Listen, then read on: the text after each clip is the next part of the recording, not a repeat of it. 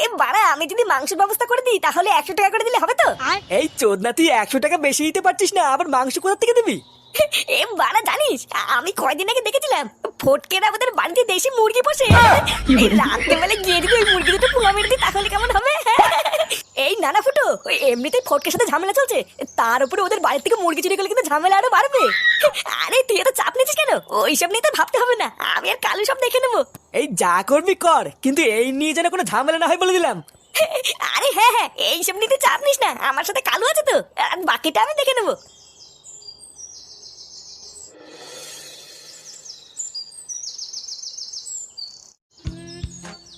এ ফাটা, এ ফাটা, কি হয়েছে, ডাকছো কেন? এই তো দাদু কোথায় রে? এই দাদু, দাদু তো ওই ঘরে ছাতার উপর পা তুলে ঘুমাচ্ছে। এই জানিস, এই কালকে আমরা সবাই পিকনিক করছি, এই তা তুই কি আমাদের সাথে পিকনিক খাবি? হ্যাঁ হ্যাঁ হ্যাঁ, খাবো তো। এই তোমরা পিকনিকে মাংস দেবে তো? মাংস? আরে বাড়া হ্যাঁ হ্যাঁ, শুধু কি মাংস, ও মাছ মাংস সবই আছে।